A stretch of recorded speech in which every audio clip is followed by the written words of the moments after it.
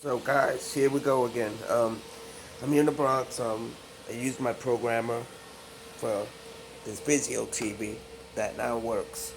Um, I thought the problem originally was the APE-ROM, but actually it wasn't. The problem was actually the same problem with the Xbox 360 and the PS3 Red Ring of Death. The solder from the chips comes off because of the thermal pads on the board. They get worn out.